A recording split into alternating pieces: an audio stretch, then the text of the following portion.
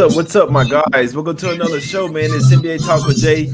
Wednesday, October 2022, man. I started off the season with a loss, man, but it happens, my guys. You can't win every play. Obviously, it's early season as well. Smaller plays, Shark. How you doing, my brother? Everything cool with you? Taking a breath, as you said, 11 a.m. on the East Coast, 10 a.m. Central. Beautiful Wednesday morning, the October 19th, 2022 show. I said it yesterday, NBA payday. We didn't come through yesterday, but it is 8 months for a reason. We're learning, we're tabulating, we're watching, we're witnessing, and as we learn, the win rate will absolutely skyrocket. Huge card today, Jay. A lot of teams opening their season 0-0 on the campaign. Let's get in there and talk about it. Yeah, that's facts right there, man. Definitely a long season. Definitely when we catch our stride, it's definitely going to be stacking up some units. I'll be honest with you, man. The first month always pisses me off, man. It's just we're trying to figure out these teams.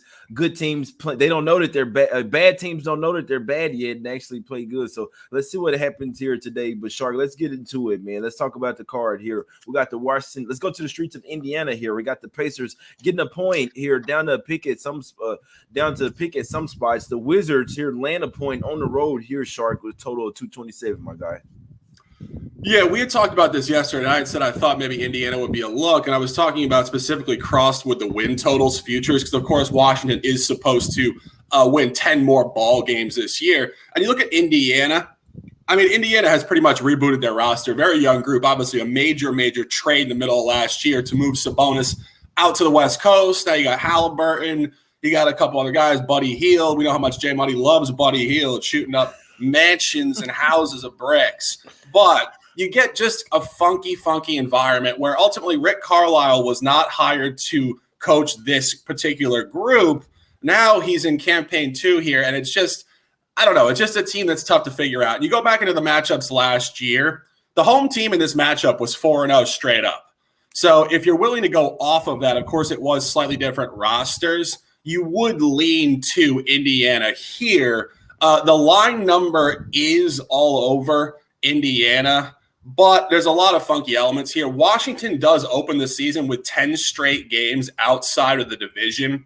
Of course, in the NBA, that's a little bit different than baseball or football, but it does speak to a lack of rivalry matchups. One final point, the first matchup of this particular these two teams last year went to overtime. And I think, Jay, you might have had a wager on this last year. The game finished 135-134.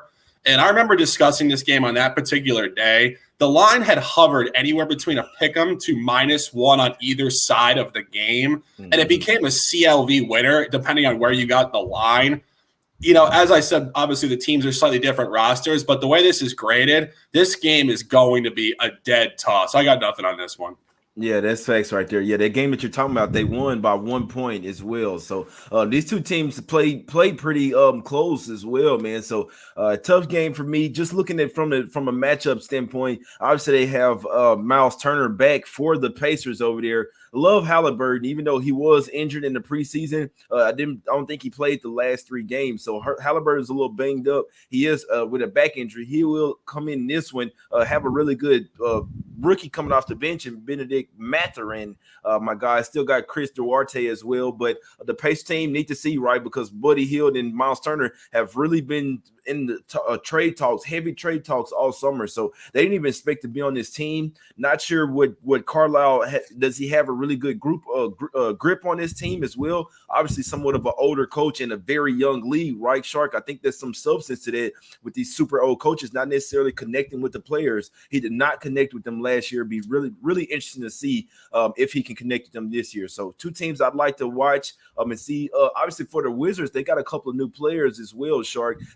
They got Barton and Monte Morris over there from the Nuggets. So while they are new players, they do have some experience playing with each other. I mean, I kind of like what the Wizards did there with the offseason. Got Kristaps Porzingis as well healthy. If he can stay healthy, this team might be able to make some noise. Not real noise in the East, Shark, but be like an average type of team like the Wizards are, my guy. So Barton, Beal, Morris, Kuzma, Porzingis. It's not a bad. They could do something with that. They did have to bolster their bench, my guys. So definitely a tough game. Could see it going either way here, Shark. Let's go over here to the streets of Detroit. Here we got the Pistons laying 3 points versus the Magic team. Shark, Pistons went and got Bogdanovich from Utah. Maybe they're not tanking this year. How you looking at this game? Yeah, I don't think they are tanking. I mean, you look at the back end of last year, they didn't win a lot of ball games, but they were an absolute ATS machine. I mean, they cashed ticket after ticket for us. I mean, I believe close to 20 units over the course of just over a month. And I mean, I rarely ever autopilot a team like that, but I mean, it was just absolute money-making machinery. And, now you come back to this year. Obviously, you said Bogdanovich comes over here. Obviously, an older player, 33 years old, around a very young core. A couple nice moves they've made, obviously, in the draft, picking up a couple guys as well. But, when you look at this line, I'm not sure what the line is really telling you here. This is a Detroit line. If you go back to last year, Detroit did cover 3 out of the 4 games. However, this line is scaling aggressively towards Detroit here. The last 2 ball games in Orlando were Orlando -3.5 and Orlando -3. And it was scaling towards Detroit there because Orlando did cover the 3rd matchup of the year last year, which was a double revenge game at that point. And then in the final matchup, obviously, as Detroit really did up their quality in the back end of the season, Detroit did go into Orlando at +3 and cover and win the game outright. Now you come back across, it's a 6.5 gap. It's very strong stuff. The numbers on Detroit, however, again, early season here, we just don't really know where what's going to matter and what's not. Honestly, I just dislike the game. The number, people, I'm going to talk about line functionality all year. Line functionality does suggest Detroit here, but I don't love the game.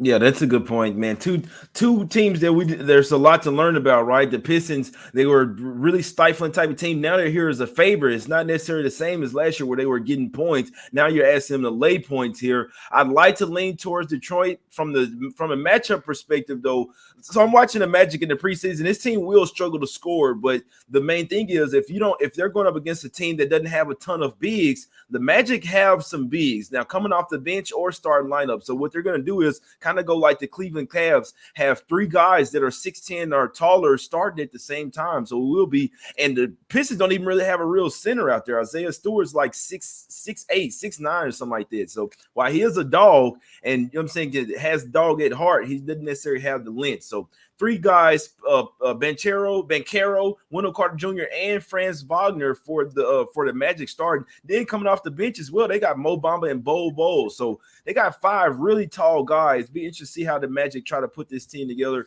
It's going to be interesting to see those, Sharp, because I do think over the course of the season, the Magic will be one of those bottom-tier teams. The tank for Wembanyama, you see what I'm saying? But to start off the season, this is a tough game for me. I'd like to take the Pistons, but the matchup would favor the Magic, in my opinion, and they should be able to own the boards as well.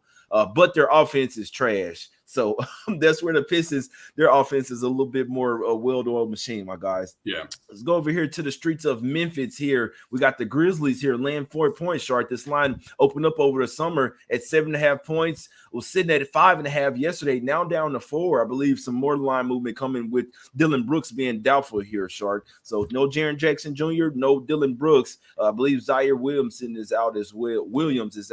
Shark. Yeah, I hope Zion Williamson is not out for another game on tonight's card, but staying centered here in Memphis. This is another tough game, Jay. I mean, this is, and I see Chris Peak happen in the chat. Chris, what's going on, brother? Thanks for the information and great energy always. Makes a great point. Opening night, particularly on a Wednesday with 10-plus games on the calendar, this is open season for what we call ambiguity. We just do not know what's going on here, and we are really learning as we go. We will be for a couple weeks, as Jay suggested, and then we will really, really turn up. But staying course with this Memphis game is not giving us a lot from the line perspective whatsoever. You go back to last year, I did have Memphis to hammer the Knicks in a trifecta spot at Madison Square Garden, which they did, which is what they were doing against Eastern non-playoff style teams all last year, 120-108. Then they came back home. Line got inflated up to 9. They did not cover. They played a lackluster game. The game finished 118-114. John Morant went off in the fourth quarter to win the game, not cover. So the line is coming down. It's short, but if you just do some small math, it's pretty much spot on to a mean between result and line from the previous game. The previous game was -9, and the game finished at 4. 9 plus 4 is 13. Divided by 2 is 6.5. Your line is 7.5 or 6.5 steam down. They're just doing some small math here. It's not complicated stuff. Sometimes the algos are not going 13 layers deep. They're 1 layer deep. It's an average. And they're telling you one thing here. Memphis is slightly short However, this is a Knicks team with Jalen Brunson. Jay knows this man very, very well. A lot of new integrating parts coming in here. And as you mentioned, Memphis without a couple of their key pieces. This is a no play, Jay. We got nothing. Yeah, I'm with you. It'd be interesting for me to see. It's a lot to learn about the Grizzlies, guys. Obviously, this isn't the same team. They don't have as much depth. Still have some depth, but they did lose Milton. They lost Slow-Mo over there, Kyle Anderson. Don't have Zaire Williams. That's part of their depth as well. They have Santi Aldama coming in for Jaren Jackson Jr., right? We're not sure how he is defensively. Can shoot some really good threes, but we're not sure how he is in that starting role versus real deal NBA caliber players. This isn't the preseason here where he did play very well. So this next team is pretty deep, man. I like what they did getting Hardenstein over there. Really underrated pickup at the backup center there. He might finish the year as starting over Mitchell Robinson over there. So obviously you got to worry about Randall.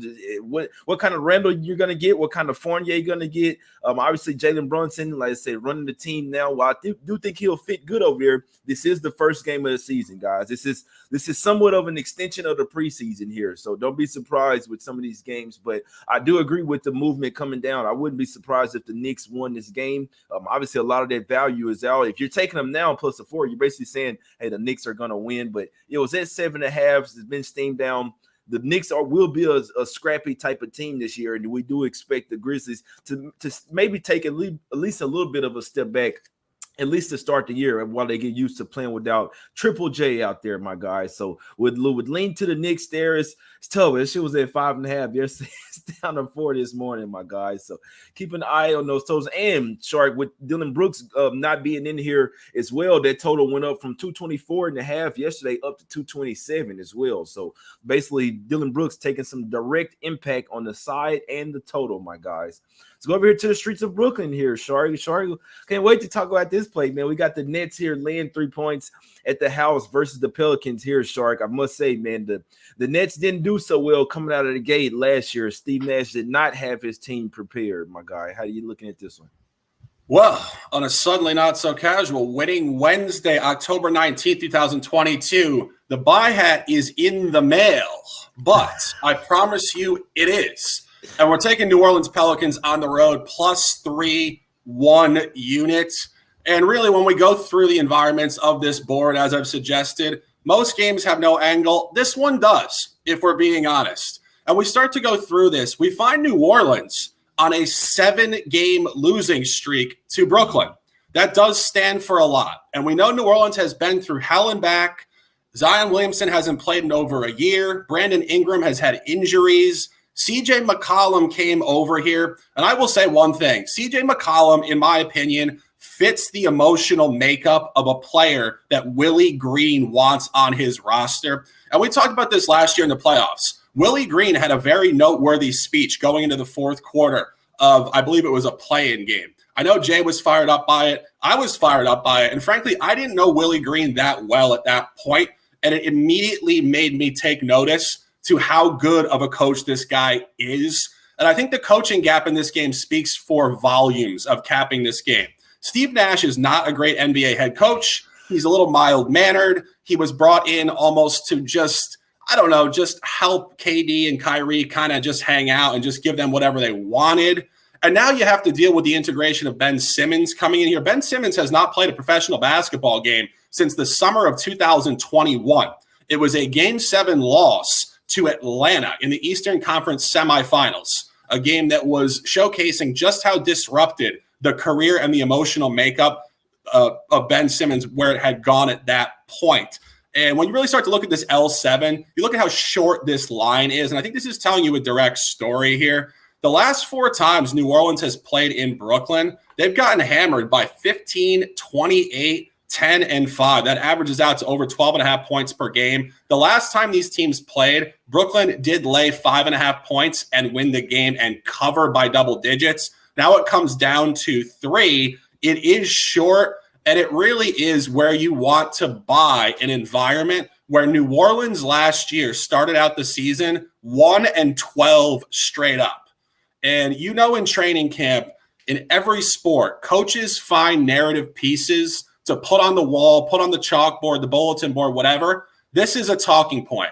Last year, guys, we were in the play-in game because we started 1-12. Mm-hmm. We cannot repeat that. We have a big-time roster now. We are deep, and I think this team will turn up and win this game tonight. We're at 1 unit +3.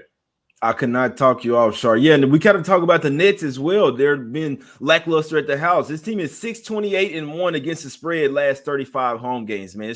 It's absolutely crazy how, I know some of that was Kyrie not being able to play home games last year, but guess what? Even when he came back, they still struggled to play at the house. We've never seen it before in professional sports, a team struggling this much at the house. I think it goes to coaching. I think it goes to Nash not being able to get his guys riled up as well, and two of their best shooters are out. I think that the Nets, once they get it figured out, this team will be they could possibly be a top 3 team over there in the East, even with their coaching, just because of obviously Kyrie, KD, and with Simmons once they get on the same page. But as of right now, and this team has some shooters as well. Two of their best shooters are out right now, though, in Joe Harris and Seth Curry. At some point, they'll get TJ Warren back as well, somewhere around January. When they get all their pieces back and find out and figure out how to play with each other, we'll make some money with this team. But one thing I learned last year, man, Steve Nash did not have his team ready to go. They had a playoff revenge game versus the Bucks in the first game and got smacked by almost 40 points. I remember the post-game conference afterwards, Nash just saying, I just didn't have the guys ready. It's the first game of the season, man. You literally got all off season to get ready for this game, and you didn't have them ready. And I just think that speaks volumes to him being that bad of a coach, man. It's the whole coaching staff, my guys. So, like you said, Pelicans lost 7 straight to the Nets, have a huge coach advantage and size advantage, Shark. Zion Wilson and Valanciunas. The Nets only have one center, and that's Nick Claxton, and he's a short guy as well. So they got guys like they run sharp. Watanabe from the Raptors, but come on, man. Zion and Valanciunas should absolutely eat in this game. Jackson Hayes as well coming off the bench. Willie Herman Gomez should feast as well, man. Larry Nance Jr. Graham's found his shot again. Not you, Shark, but Devontae Graham. You see what I'm saying? But yeah, I like the Pelicans here with you, Shark. I'm a ride with my guy here on. I already took him at the +4, but I like the Phillies here with you as well, Shark. Let's go over here to the streets of Toronto here. We got the Raptors laying 3 points versus the new look Cavs here, Shark. Another thing, we'll make some money with the Cavs. I'm just not so sure it'll happen here in the first game versus one of the best defensive teams here, Shark. Yeah, this game really takes on an unknown. Of course, when you get Donovan Mitchell coming over here, he's going to merge well. Donovan Mitchell is a pro's pro. I know people, it seemed a little weird in Utah because he was trying to get out the door. He had some disputes. We're not entirely sure what happened with Rudy Gobert there, but this guy is a pro's pro. I respect this game coming out of Louisville, and I think he's a baller. The only issue the question mark I had with him going back to past seasons, I was wondering if he got injured. You remember we talked about this in the playoffs going back last year and the year before. Looked like he had lost a bounce in his step a little bit. Because I remember going back 3 seasons, this kid was jumping through the rafters. Obviously comes over here, Darius Garland in this group. This group was an absolute ATS machine early season last year. Then they did fall off the grid. And as Jay mentioned before, we're going to find teams early season that are definitely going to cluster ATS. I don't know if that's going to be Cleveland. I'm just not sure how they're going to be graded here. You go back to last year, Cleveland did win 3 of 4 against Toronto. Of course, Toronto did start fairly lackluster in the early portion of the season, and Toronto did finish the season 15-4 straight up in their last 19 regular season ball games to really lock up a middle ground playoff seed before, of course, losing to the 76ers in, I believe, 6 games. But this line is on Cleveland. It actually is short if you cross-reference with the previous matchup. Line functionality would suggest Cleveland. I know Friday's in the chat. He said that Toronto's going to turn up this year. I believe it. I'm ready to get behind Toronto. I like this Toronto group quite a bit. I think, obviously, after winning a title a couple years ago, rebooting the roster, young group, Scotty Barnes, these guys are grinders. This is going to be a good unit. This game is just going to be tough tonight. I think this is a gamble spot, Jay. Yeah, that's facts right there. I just real quick, BTB Rammer, my guy in the chat, that Pelicans Nets under 230 might not be a good look, man. The Nets look like they actually trying to play some defense over there. We know the Pelicans gonna bring some defense there. That's not a bad look. I hate playing totals, but it's not a bad look in the first game of the season as well, my guy. Maybe it's a little bit of rust out there. That's not a bad look, man. But yeah, this Raptors spot, sorry, it's tough, bro. I want to take the Cavs, right? The Cavs are very improved. They have the two towers out there in Mobley and Allen, so it's really tough to score up against them. And then when you add in the offense with Mitchell, this Cavs team is going to be scary, guys. And I tell you, we're going to make some money with them. I don't necessarily want to take them in the first game of the season. Obviously, with Mitchell over there, it's going to take some growing pains. And maybe if they were going up against a different team, but this Raptors team is a really good defensive, stifling type of team, sticky type of defensive team as well. Not necessarily the first game that you want to go with when you're integrating one of the new offensive players. So two short guards as well, Garland and Mitchell.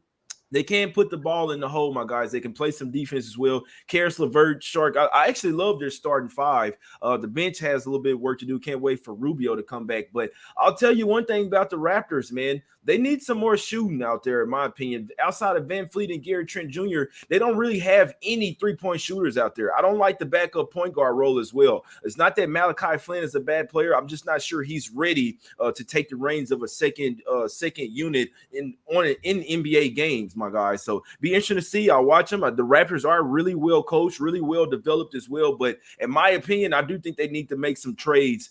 Maybe try to get a couple of shooters, or even if they're coming off the bench. They got to get more three-point shooting. It's good doing it with defense, but it's a new year. It's a new league in the NBA, my guys. You got to have shooters to stay up with these teams. So I guess that leads me to believe two really good defensive teams. I'd lean to the under in this game. That's the only way I look. The Cavs are going to play good defense. It's really hard to score on them in the paint, and I really struggle to see the Raptors having a high-octane offense.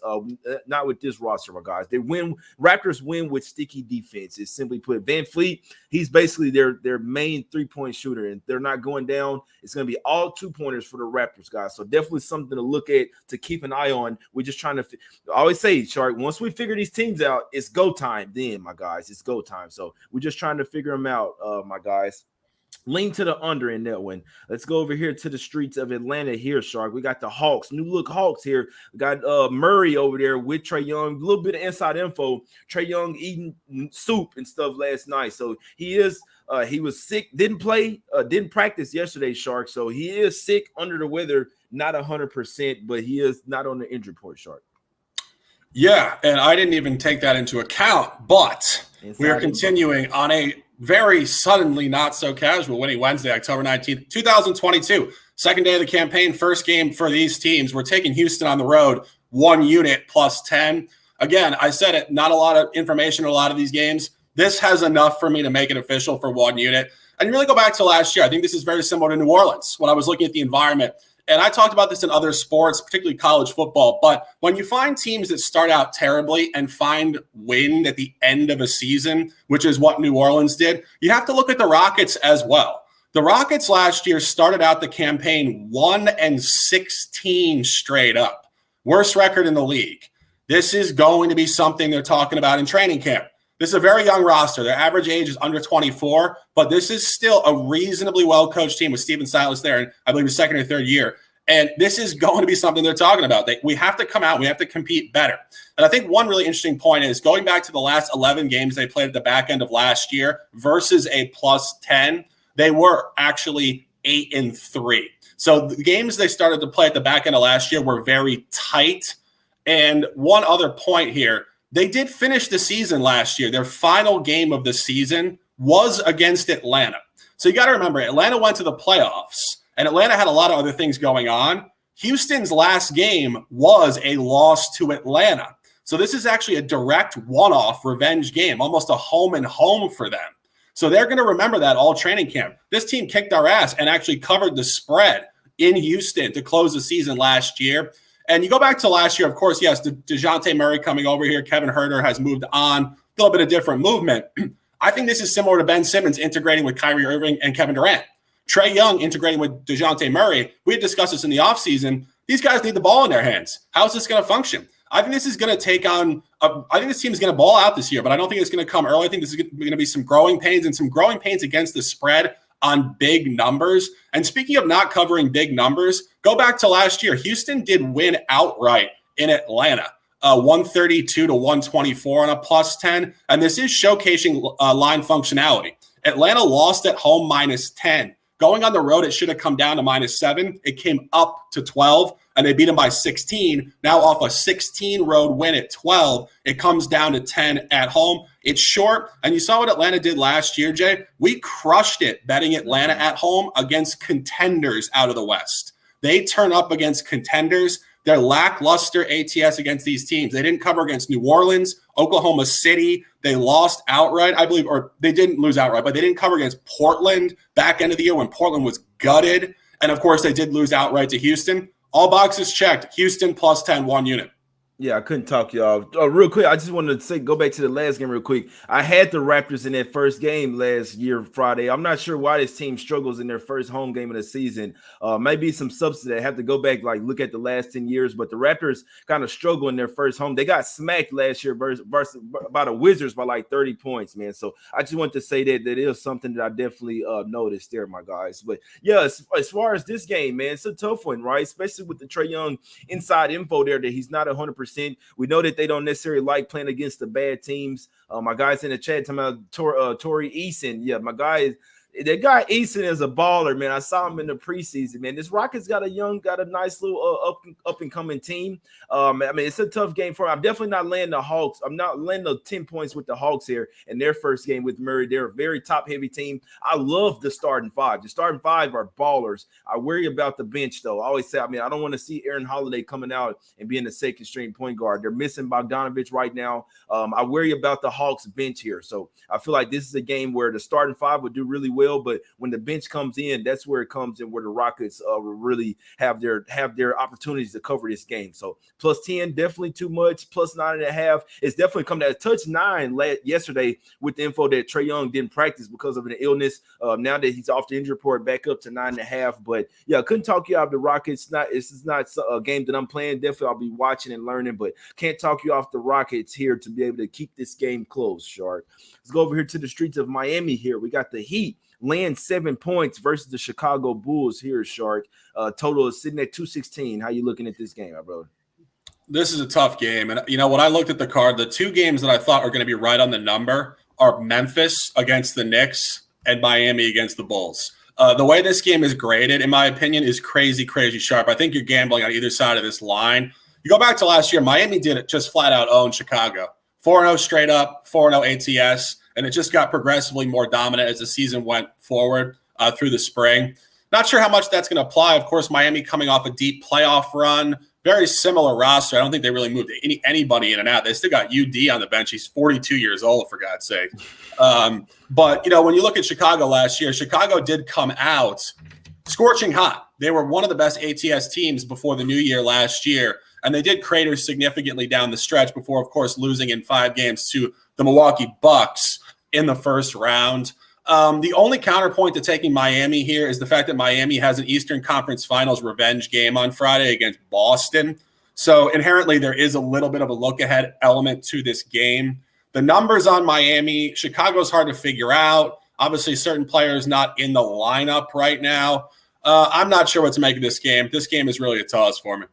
Yeah, this is a tough game, man. The Heat, I'm somewhat worried about them that they may take a little bit of a step back. This is a really good defensive team. I'm worried about their offense. Obviously, Jimmy Butler, our star back shooting, he's gotten shooting threes now. I know Lowry is one of their most important players. While he should be fresh, it does take the older players a few games just to get in their full rhythm. Especially when they didn't play a ton of preseason games as well. So also worried about their bench as well. Duncan Robinson, if he's not hitting threes, it's basically no point in him being out there because he's absolute food on defense. So a lot of young guys coming off the bench as well. This is actually a game where the Bulls actually have the advantage when it comes to the bench, in my opinion. So be interested to see what happens here, right? Because Shark, just last year the Bulls didn't beat good teams. It's just like if your record was like over 600, the Bulls they just couldn't seem to beat you. It seemed like they were I think they were 1-20, something like it was terrible, man. So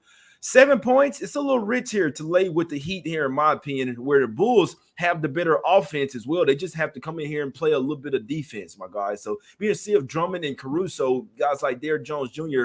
and Patrick Williams can bring that defense. And obviously DeRozan and Levine as well will have to play some defense as well. But They don't like playing defense because they're the main offense on the team, and their team didn't have a point guard. I don't want to see the Sumu starting at the point guard. This team, if the Bulls had Lonzo Ball, which I'm not the biggest fan of them, they could actually be a really top tier team, but without them, the real point guard play that they need, they have Levine and DeRozan handing the ball a little too much, man. But I said all that to say that I lean the Bulls here plus the 7. I think this is a few too many points to lay with this Heat team, my guys. So lean the Bulls there plus the 7. They should be in a little bit of a better offensive groove here, Shark. But obviously, we got to watch and learn in this one. Shark, let's go over here to the streets of San Antonio here. We got the Spurs getting a point versus the Charlotte Hornets here, my guy. Oh, man. I had said yesterday I thought maybe Charlotte would clean up a chalk little nonsense special here, but I started to go through it. This is just going to be incredibly difficult. Of course, you got Steve Clifford coming back over here. I can't remember the last time a guy that coached prior came back and did anything representative. I think just in terms of coaching hires, that is just really flat evaluation of the coaching market. Of course, no LaMelo Ball. I mean, you look at the Spurs. The Spurs are pretty much predicated on Keldon Johnson balling. I mean, the kid can absolutely ball. Mm-hmm. Jacob Poeltl, obviously a solid player out there out of Utah, I believe. And just a fledgling young roster. They'll cover certain games. They're probably going to cover games where they catch a contender napping on the road, where the contender's in a fatigue travel spot or something. This game out of Pick'em, I think, really is just an absolute toss-up, Jed.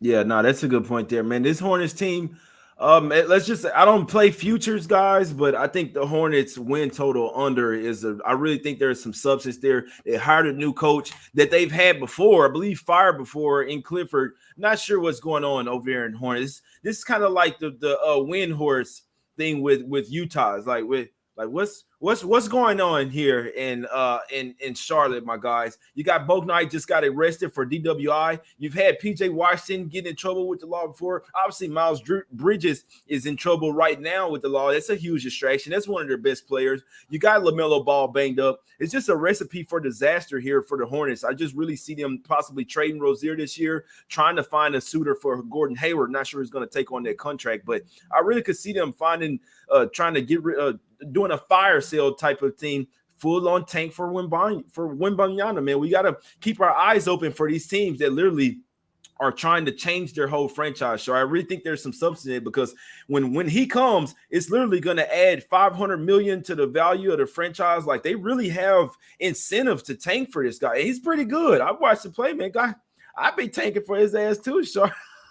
Yeah. But, no, what do you think about that? No, I agree with you 100%, because, I mean, I think when you look at this roster, it's just very disconnected in terms of generations. We talked about this last year very often, but, generations in professional basketball, it seems, I don't know, it's just a different type of thing. Like, it's not like a 40-year-old and a 15-year-old. Like, generations are like 23 versus 29. Like, it's very condensed stuff. So when you find players like Terry Rozier and Gordon Hayward here, with LaMelo Ball and a couple of their other young guys, of course, and then the tanking for the draft, and as you mentioned, and I mentioned before, but, when you rehire a coach you already had, I mean, it speaks to just an inability to discern the market, because you're not looking, you don't know what's going on in the coaching market, but also, as you said, where you don't know where your team is going. So this is a stopgap coach. And it kind of reminds me of what Carlisle did last year with the Pacers. He had coached them before during a totally different generation. He came back. Younger group. It was just a complete disaster. I completely agree with you on all points. I think team total under is great in the futures market. I think the team's going to be in chaos. I think it's going to be just like a comedy show, because, of course, you got LaMelo Ball, you got LeVar Ball. I'm sure he's going to be making comments in the media all year. He's got his best son. I mean, let's be honest. LaMelo Ball is definitely the best of the three sons, playing, in this nonsensical environment in Charlotte, wasting 1 year of his career. I mean, it's going to be a disaster down there. And anybody who likes to crack a little popcorn and watch the chaos and the flames, this is what's going on in Charlotte this year. So it's going to be disastrous. Yeah, the win total is sitting somewhere at 36.5, my guys. So I know you do have to get on that before. I'm sure you can bet like in-season win totals, but if you want to get the best of the number, I think the best way is to take them before that season even starts. So Hornets season win total, my guys, it could get ugly. Obviously, if things do start to go off the rails, it's literally going to really go off the rails, my guys. So just something to keep an eye with. We're all just trying to learn. We're always trying to learn here and teach as well, man. Let you guys know we know. So So, yeah, for me, I'm not looking towards taking the Hornets, especially without their best player, LaMelo Ball, and even with them in preseason. The team look. Guys don't take too much into the preseason. I don't either, but you're not supposed to look terrible in the and the Hornets looked horrible, my guys. It looked horrible. So be interested to see. This is the regular season now. Hey, you never know. The Spurs could be in the tank for Wembanyama as well, but they do have a full squad as well. I think that with them. With Trey Jones, Vassell, Keldon Johnson over there. Then you got Primo and Josh Richardson coming off the bench. The Spurs team, they can be good, but I don't think they'll want to be this year. It's a tough game. I still lean Spurs here in the home opener, especially with all that shit's going on with the Hornets there, my guys, and with the coaching as well. So I heavily lean to the Spurs plus the 1 in that one. Let's go over here to the streets of Minnesota here, Shark. We howling with the Wolves. Well, I mean, I'm not howling with you. I just can't wait to watch this team, but first game up, it's kind of like the Atlanta Hawks here, Shark, with the Wolves laying 10.5 double-digit spread in their first game, integrating such a huge piece with Rudy Gobert over there. How are you looking at this one? Yeah, this is going to be tough as well. As you said, Rudy Gobert, obviously Patrick Beverley moved on. I think that's a bit of an underrated move because, I mean, obviously people that watch more casually think, oh, Patrick Beverley was just a jerk just on the table, after the playing game, acting like an asshole. But you know what? He really wasn't. He really inserted a professionalism and a defensive mentality to a young group. D'Angelo Russell, Anthony Edwards, and Karl Anthony Towns. Of course, Karl Anthony Towns slightly older. But, I mean, this team had been fledgling for years. I really credit Patrick Beverley with being really a player coach for this group and just making them a lot harder mentally and emotionally than they were before. And I mean, you saw them shit talking everybody. I mean, they were trolling LeBron James last year, the Lakers, they were trolling everybody. But that was Patrick Beverley, and I think they're better off for it. And as a result of that, I do think this team will integrate with Gobert fairly quickly because I think this team is in the upward movement point within a generational just move. I mean, this team last year was right there with Memphis, game for game in the playoffs. And Memphis obviously is right there with them in terms of, the young quality in the league. But I think Minnesota this year is going to be pissed the hell off. I think Rudy Gobert is just a natural competitor. I think that's why he got so angry in Utah. I mean, obviously Utah 2 years ago had this insane run in the regular season and could not finish in the playoffs. And you look at Rudy Gobert, he got pissed off. And I mean, Jay, I know you like this from a pro athlete. Like, he cares. Right. And that's why he got pissed off. That's why there was insurgency. That's why he got moved. He said, this is bullshit, guys. We should have gone to the finals. Look at our regular season. We're hammering everybody. What happened? And so I don't think he's going to come over. I think it's a little bit different than Trae Young and DeJounte Murray. I think this is a guy who's in the prime of his career, who wants to win a championship with a team, again, that has a rebooted mental makeup due to Patrick Beverley changing their mental makeup. I don't like the Wolves tonight necessarily, but I do foresee myself betting the Wolves frequently going forward.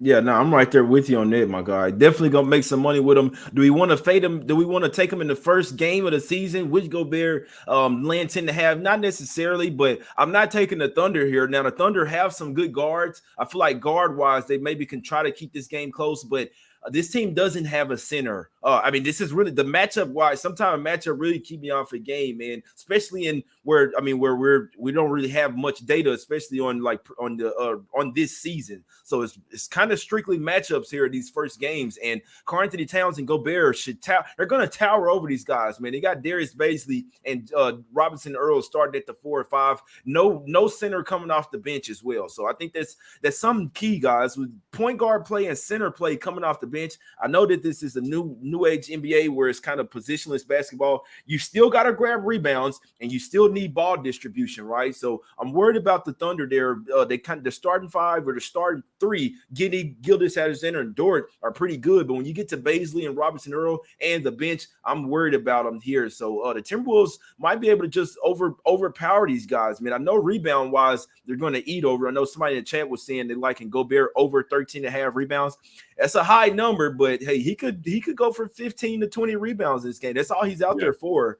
Only thing I didn't like as far as laying the points with him, what I saw in the preseason, they're trying to feed Gobert the ball in the paint, and it's really slowing down their offense. So that's where it comes to me, them getting used to playing with them. I don't want to see them lobbing past to Gobert and say he's really not even an offensive player like this. So maybe some pick and rolls with Russell to get him some lob dunks, but I don't want to see him dribble, trying to do post hooks and shit. I don't want to see, but they're still getting used to him. So that's why I'm not laying the points. Could still see him smacking them up. But definitely look at some rebound props for the Timberwolves. They should own these guys in the paint and on the rebounds, my guys. Now, let's get to my play here, guys. We got the Jazz here going to the streets of Utah here. We got the Jazz getting 7 points versus the Denver Nuggets, guys. Obviously, I mean, me personally, I think the Jazz will be in one of the main races for Wembanyama or whatever, but well, it'd be interesting to see. Personally, I think the squad will struggle to win 10 games, but you never know. They could gel faster than we think, right? So a ton of new players, 4 new starters here, Shark. Obviously, you have a high number for the Nuggets here, but if you go and look back at the history, I think it's high for a reason. And I don't think they'll overlook the team for the simple fact they've lost all 4 meetings to the team last year, and they've lost 5 in a row, Shark. So I think there's some motivation to kick this team while they're down. It's time for the Nuggets to own the Jazz now every game this season. And with Murray and Michael Porter Jr. come back in there, they're not new guys on the team. These guys have been injured. I think the team will be hyped up to get their guys back out there as well. What do you think about this game, Shark? Yeah, I'm not officially on it. I agree with everything you said. I think, as you mentioned, they've lost 5 in a row to the Jazz. Jazz completely new roster. The line's telling you a hell of a story here. I mean, this is a significant line move to Denver as an average expectancy. I might sprinkle this later. I think you covered all the bases. I got the hat because obviously we got to put at least one hat on in this broadcast. J Money, the official play, the buy hats. A nice little print it is. I might tell this later. I got to look out a little bit deeper. I just thought the only thing that had me off this was the fact that Denver gets Golden State in their next game, and I thought there was maybe a slight look ahead there. But let's dominate regardless. Yeah, could definitely be a look ahead. I looked at that as well. I'll be betting Denver next game versus Golden State. So, like I say, it's half unit play for me. If they lose this game, we'll definitely get it back next game, guys. The first game of the season. I usually struggle in the October, so I'm just letting you know. But half unit for me on the Denver Nuggets here, land 7 versus the Jazz. It is what it is, man. It's definitely a matchup in a spot that I take 10 times out of 10. You got the Warriors on deck, but I mean, do you want to start out the season 0-1, looking ahead to the Warriors here, especially versus a team that's owned you in recent history? I think they should come out here and smack these guys, but anything can happen, my guys. So if you don't want to take it, hey, it is what it is. It's up to you guys. I'm on the Nuggets here, land the 7 points. Let's go over here to the streets of Phoenix here, Shark. We got the Suns land 4.5 points versus the Mavericks in a revenge spot, in a playoff revenge spot as well. But I mean, the Suns do have a ton of things going on right now. Not even sure if these guys want to play together. So the spot in theory sets up for them playoff revenge, but the Mavs, after being owned so long for the Suns, maybe they have their number now. Yeah, I agree. This is just incredibly difficult stuff. Of course, you mentioned it. The playoff series last year was, to Jay's delight as a huge fan of the Mavericks. I mean, that was a beautiful thing to see the Mavericks young group, of course, Luka Doncic. People think he's a lot older than he is because he plays a very mature type of basketball. But, his first huge series win. And the way it went down was just a snapshot to really where Phoenix could be emotionally, unfortunately. Of course, in historical NBA basketball, if a team comes into your gym in a game 7 and hammers you in the fashion that Dallas did, I believe the final score was 45 points or something, just absolutely outrageous. You would want to buy the Suns here in the ultimate insulted revenge game, but I don't know about that. As you mentioned, you go back to regular season history between Dallas and Phoenix. Go back to last year and go back seasons prior. Phoenix had won 9 straight against Dallas. So theoretically, Dallas can very, very much cluster here, having now won 4 out of the last 5 within that series last year. So just wrapping it up on that game very quickly, you want to take Phoenix historically in this spot based on the motivation and what happened in that playoff series. But this Phoenix group, Jay Crowder talking a lot of trash in the offseason, Chris Paul, D-Book, this could be a fractured group. I'm actually surprised they brought back the same group, to be perfectly honest. Yeah, I don't think Aiden wants to play there. He still hadn't really had a powwow with the coach. We're grown ups now, guys. You gotta have a powwow. You see what I'm saying? He still didn't talk. I think that just speaks volumes. The fact that how much stuff they got going on. So, like I say, Aiden is not necessarily connected with the team like you want there. Cam Johnson is gonna play, but he does have a thumb injury and it's heavily taped as well. So just a little info, whatever info you can. But I'll be honest with you guys. If I'm betting this game, I'm taking the Suns though. That's the only way. I don't bet against playoff revenge. It's one of those things that I mean, sometimes I'd like the matchup or I like to, and I'll get my teeth kicked in. Of like, all right, look, bro, don't go against your angle. It's simple. So it's either I'm betting with playoff revenge or I'm standing off the game. I can make points for my Mavs team as well. They got owned for the Suns for a while. So like we always say, Shark, it's law of averages. Now the Mavs are due to own the Suns now after being owned for so long, but it's just that playoff revenge. That was your last game of the season. You're thinking about it all off season, and then to be your first game as well. It basically immediate revenge. His Suns are nothing for me, but I'm staying off the game. The Mavs can really match up with these guys. A bunch of 3-and-D type of guys, man. Bullock and Finney-Smith, I'll keep saying it. These are the type of guys you want on your team. They can stop the best player on the other team, and they can also make threes. They surrounded Luka with basically all shooters over there. It's going to be scary, my guys. It can be scary, and the Suns missing Landry Shamet coming off the bench. The bench is a little bit thin this year, guys. After Cameron Payne, which he's banged up as well, you got a Kogi, Torrey Craig, Biyombo, Damian Lee. I'm not so sure about this Suns bench, my guys. It's going to be a tough game, but that playoff revenge angle has me leaning Suns or nothing in this one. Stayed off the game. Last game up, Shark. We're going to the streets of – man, we've been on here 45 minutes. We got the Sacramento Kings laying 2 points versus the Blazers here, Shark. Yeah, absolutely. 45 minutes of fire, and we appreciate the chat. You guys are popping off, and we're trying to bring this early morning because the energy is very real, and people can watch it during their workday as opposed to later on in the day. And also, you get a lot of time to really filter the information throughout the day and make your own bets. Staying course here, 10 p.m., Golden One Center, Sacramento, California. This game is going to be tough. There's just a lot going on here. Of course, Damian Lillard comes in here, rebooted Chauncey Billups. I think they were making good comments in the offseason. Lillard made a couple comments that I really liked about just loyalty to our franchise and just staying the course. It was kind of the stuff that we talk about all the time with Giannis staying with the Bucks. And, of course, that did get rewarded. I don't think necessarily it's going to get rewarded with Damian Lillard in this Blazers team. Very young team. He's the only player on the roster over 30, actually. Yusuf Nurkic is 28. Anthony Simons is 23. They have a lot of young pieces. So it'll be interesting to see how Billups tries to mold this group together.